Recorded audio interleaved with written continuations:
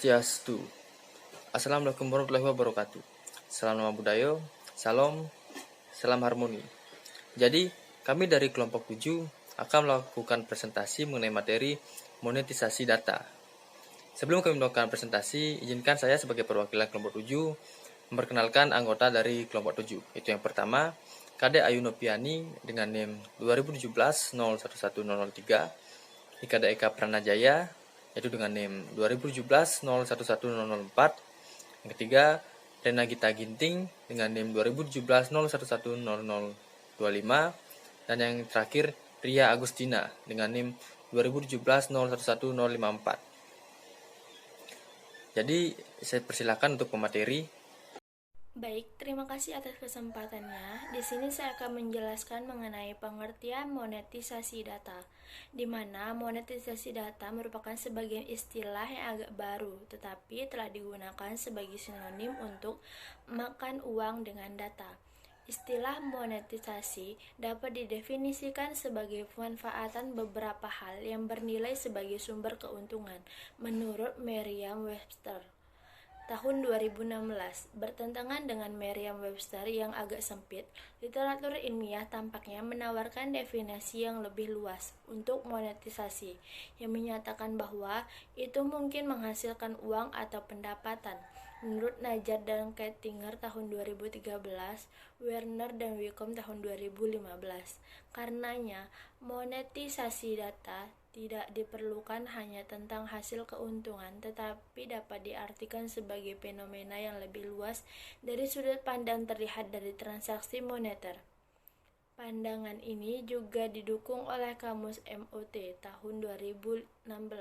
Definisinya yaitu mengubah atau beradaptasi dengan perdagangan berdasarkan pertukaran uang. Namun demikian, itu jelas bahwa ada kontradiksi antara definisi ini, karena adanya signifikasi perbedaan mencolok antara istilah uang, pendapatan, dan keuntungan. Jadi pada titik ini, itu sepertinya monetisasi data adalah singkatan dari pemanfaatan data sebagai sumber positif masuknya aliran uang. Adapun materi yang selanjutnya yaitu mengenai data besar, di mana megatrend digitalisasi telah menghasilkan tren lain seperti Internet of Things atau IoT dan data besar. Menurut Werner dan Wicom tahun 2015 dan Konstantion dan Kalinikos tahun 2015, Big Data merupakan salah satu faktor kunci yang berada di balik analitik data, terutama analitik preskriptif dan prediktif, serta monetisasi data. Jadi, lihat lebih dalam, menjadi big data perlu diambil agar dapat memahami bisnis monetisasi data. Dan selanjutnya, untuk dapat menjawab subpertanyaan dari peneliti tentang bagaimana suatu organisasi Ijation dapat mengenali dan menemukan data yang berharga. Peningkatan teknologi, media sosial, dan peningkatan jumlah sensor dan digitalisasi telah menciptakan masa data heterogen real-time yang terus berkembang dan terus bertambah. Big data sebagian besar digunakan sebagai kata kunci untuk menggambarkan potensi yang lebih berwawasan data. Meskipun ada cara berbeda untuk mendefinisikan big data, kebanyakan dari mereka tampaknya mencerminkan definisi tersebut yang cukup umum, yaitu dengan menggunakan dari 3 huruf V. Meskipun jumlah huruf V mungkin bergantung pada sumber dan kedalaman definisi, tampaknya sebagian definisi berisi 3 huruf V, yaitu kecepatan, variasi, dan volume. 3. Monetisasi. Perlu untuk mendefinisikan dan mempelajari apa arti sebenarnya dari monetisasi. Untuk dapat memahami fenomena monetisasi data seperti disebutkan sebelumnya. Monetisasi adalah singkatan dari atau manfaat suatu yang bernilai sebagai sumber uang. Meskipun definisinya tampaknya berbeda-beda, masalah dengan definisi mengenai terminologi moneter ini. Untuk bisa mendapatkan uang, apakah sudut pandang yang diambil adalah pada keuntungan atau pendapat generasi? Perlu ada transaksi di mana suatu yang bernilai pada akhirnya diubah atau diubah menjadi uang. Selanjutnya, transaksi membutuhkan setidaknya 2 peringkatan yang tertarik untuk melaksanakan pertukaran ini. Cara yang lebih baik atau lebih praktis untuk menggambarkan ini, transaksi adalah menggapainya sebagai menjual suatu yang bernilai sejumlah uang tertentu. Transaksi ini juga memiliki satu persyaratan lagi. Pihak lain harus mau membeli barang atau jasa ini dan yang jelasnya harus bersedia menjual dengan jumlah uang yang sama. Dengan demikian, kedua belah pihak harus memiliki penilaian yang sama atas barang atau jasa ini. Jika tidak, transaksi tidak akan terjadi. Akibatnya, hukum permintaan dan penawaran juga hadir di aksi monetisasi. Ketika keseimbangan pasar tercapai, permintaan dan penawaran sama dan transaksi akan terjadi. Menurut Cordelia, biaya yang berbeda terkait dengan transaksi bisnis. Dengan demikian, biaya ini perlu dipertimbangkan saat merencanakan dan mengaplikasikan data moneter bisnis. Biaya transaksional ini merupakan bagian terelakkan dari tindakan bisnis karena beberapa dasar dan persiapan harus dilakukan sebelumnya transaksi dapat terjadi. Cordelia telah membagi biaya menjadi 3 kelompok untuk biaya pencairan, negosiasi, dan biaya penegakan. Biaya pencairan dikatakan dengan biaya yang diperlukan untuk menemukan peluang untuk pertukaran, sedangkan biaya negosiasi mewakili biaya terkait dengan negosiasi persyaratan pertukaran. Pada akhirnya, biaya penegakan berarti biaya yang terkait dengan pembuatan dan pelaksanaan kontrak. Cordella, jadi ini penting untuk mempertimbangkan dan memahami biaya transaksi, karena tidak ada monetisasi yang dapat terjadi tanpa keluar transaksi dan selanjutnya biaya transaksi. Cakupan data monetisasi. Seperti yang telah disebutkan, definisi monetisasi atau monetisasi data tidak sepenuhnya jelas.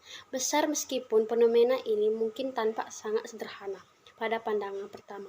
Sedangkan bagian yang paling penting dari definisi yaitu aspirasi untuk menghasilkan pendapatan dan data dengan data.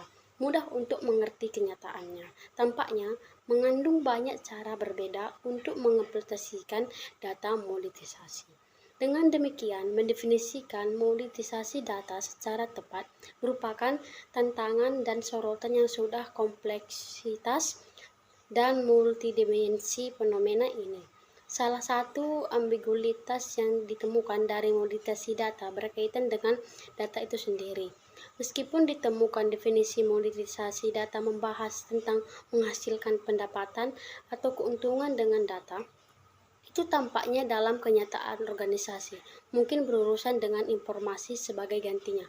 Untuk sikap level L menyatakan data dan informasi saat menjelaskan bagaimana organisasi dapat menghasilkan nilai lebih dari informasi mereka menggunakan analitik data dan data besar. Dengan demikian, data dan informasi terkadang bercampur, yang dapat mengindikasikan bahwa kedua istilah ini sulit untuk benar-benar dipisahkan satu sama lain.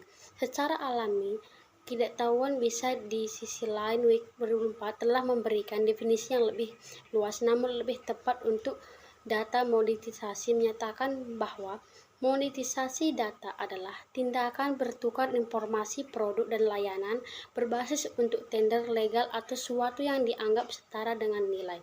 Perlu dicatat bahwa dalam definisi ini monetisasi data tidak terbatas pada data tetapi revenue dapat dihasilkan dengan produk atau layanan berbasis informasi. Sebagai Weiner and Welcome berpendapat dalam studi mereka selanjutnya, istilah produk atau layanan berbasis informasi kejahatan dapat merujuk pada berbagai penawaran berbeda dengan berbagai tindakan kriminan. Dengan demikian, produk atau layanan berbasis informasi dapat, misalnya data mentah ditingkatkan, data turun atau hasil analitik desain, proses atau bahkan ekspresi. Oleh karena itu, tampaknya monetisasi data pada kenyataannya tidak terbatas pada transaksi terkait dengan data saja, tetapi lebih merupakan reframe untuk semua tindakan yang tujuannya adalah untuk menghasilkan pendapatan. Dengan itu keluar dari data atau produk berbasis informasi. atau lainnya. Ini memang didukung oleh verifikasi Gartner 2015 tidak langsung dan langsung monetisasi data, juga definisi monetisasi data yang lebih luas yang diberikan oleh Wiksom di tahun 2004 ini tidak secara jelas menyerahkan bahwa monetisasi data akan memerlukan uang dalam pertukaran data atau informasi produk atau layanan berbasis monetisasi suatu nilai sebanding. Oleh karena itu, data monetisasi dapat berarti bahwa suatu organisasi dapat bertukar data ke misalnya produk berwujud, meskipun ini mungkin bukan tindakan umum yang diambil oleh perusahaan, itu masih skenario yang mungkin. Meskipun definisi yang diberikan untuk monetisasi tidak termasuk jenis tindakan karena transaksi harus menghasilkan pendapatan. Ini terjadi berarti bahwa tergantung pada memperoleh nilai bentuk serta undang-undang negara. Beberapa berwujud dan tidak berwujud produk atau jasa dapat dianggap sebagai pendapatan dalam akuntansi perusahaan. Mempengaruhi juga, tetapi karena artikel yang diakui majalah ilmiah menggunakan istilah Iver dan Fingan, hal ini tidak dapat diabaikan ketika mempertimbangkan definisi monetisasi data. Selanjutnya, seperti disebutkan sebelumnya, monetisasi data dapat bersifat tidak langsung, yang berarti bahwa alih-alih menjual data, organisasi dapat menjual informasi. Jadi informasinya rapat terkait dengan monetisasi data. Meskipun istilah itu sendiri tidak menyarankan hal ini, di sisi lain, Wiksom telah memberikan definisi yang lebih luas, tetapi lebih tepatnya untuk data monetisasi menyatakan bahwa tindakan bertukar informasi produk dan jasa berdasarkan tender yang sah atau suatu yang dianggap setara nilainya. Perlu dicatat bahwa dalam definisi ini monetisasi data tidak terbatas pada data, tetapi revenue dapat dihasilkan dengan produk atau layanan berbasis informasi. Selanjutnya yaitu definisi monetisasi data dalam penelitian ini. Dalam studi ini, monetisasi data dianggap sebagai penghasil pendapatan dengan dan keluar dari data dan produk dan layanan yang berasal dari data dan berdasarkan informasi. Jadi definisinya dan perspektif tentang monetisasi data meluas dari data ke keturunannya, yang berarti bahwa suatu organisasi dapat misalnya memperoleh dan mengoleksi datanya ke yang lain produk yang kemudian pada gilirannya dijual ke depan menghasilkan pendapatan bagi organisasi. Ini memang memperluas jangkauan model bisnis dan monetisasi yang berbeda yang dapat dieksploitasi dalam monetisasi data. Produk dan layanan berbasis data atau informasi yang disempurnakan dapat dijual, disewakan seperti yang ditunjukkan Warner dan Wiksom tahun 2015. Mereka dapat dibungkus dengan produk atau layanan lain. Studi ini tidak membatasi model bisnis yang terkait dengan monetisasi data atau yang sebenarnya asal data yang digunakan dan mungkin diturunkan. Memang satu-satunya batasan yang terkait dengan aspek monetisasi di sini sebagai pendapatan. Artinya, monetisasi dianggap di sini sebagai cara yang sama seperti Wiksom tahun 2014 mendefinisikan fenomena tersebut. Oleh karena itu, pengamatan yang penting tetapi masih tidak relevan di sini dibuat oleh Najar dan Kettinger tahun 2013 tentang dimensi penghindaran biaya dari monetisasi data yang dikecualikan dari ini lingkup studi. Alasan untuk perspektif yang agak luas dari penelitian ini adalah kurangnya penelitian sebelumnya terkait dengan subjek untuk dapat menentukan dan memeriksa fenomena ini dengan cermat dan konsistennya. Monetisasi data perlu dianggap sebagai fenomena yang cukup tak terbatas penamaan, namun diperlukan perspektif yang lebih luas untuk menjawab pertanyaan utama. Pertanyaan penelitian dari penelitian ini, apa faktor dibalik pengaruh monetisasi? Yaitu jenis monetisasi data. Monetisasi data dibagi menjadi dua, yaitu pertama monetisasi data internal, di mana data organisasi digunakan secara internal, menghasilkan manfaat ekonomi. Ini biasanya terjadi di organisasi yang menggunakan analitik untuk mengungkapkan wawasan, menghasilkan peningkatan laba, menghemat biaya atau menghindari resiko. Monetisasi data internal saat ini merupakan bentuk monetisasi yang paling umum, membutuhkan keamanan, kekayaan intelektual, dan tindakan pencegahan hukum yang jauh lebih sedikit jika dibandingkan dengan jenis lainnya. Potensi keuntungan ekonomi dari jenis monetisasi data ini dibatasi oleh struktur dan situasi internal organisasi. Yang kedua yaitu monetisasi data eksternal, di mana seseorang atau organisasi membuat data yang mereka miliki tersedia secara gratis kepada pihak eksternal atau sebagai perantara untuk hal yang sama. Jenis monetisasi ini kurang umum dan membutuhkan berbagai metode untuk mendistribusikan data ke calon pembeli dan konsumen. Namun, keuntungan ekonomi yang diperoleh dari pengumpulan data, pengemasan, dan pendistribusiannya ini sangat besar. Sekian pembahasan dari kelompok kami. Adapun kesimpulannya yaitu dalam monetisasi data, produk atau layanan berbasis informasi dapat menjadi yang utama atau penawaran tambahan. Selain membedakan antara yang tidak langsung dengan model bisnis langsung, perbedaan di antara mereka adalah bahwa dalam model bisnis langsung, data dan kumpulan data dijual, sedangkan dalam model bisnis tidak langsung, data disempurnakan menjadi produk dan layanan berbasis informasi yang pada gilirannya dijual atau diperdagangkan. Itu ditemukan bahwa monetisasi data tidak langsung adalah bentuk bisnis yang lebih umum dibandingkan dengan langsung monetisasi data. Sekian dari pembahasan dari kelompok kami. Jika ada salah kata mohon dimaafkan. Jadi saya ucapkan terima kasih.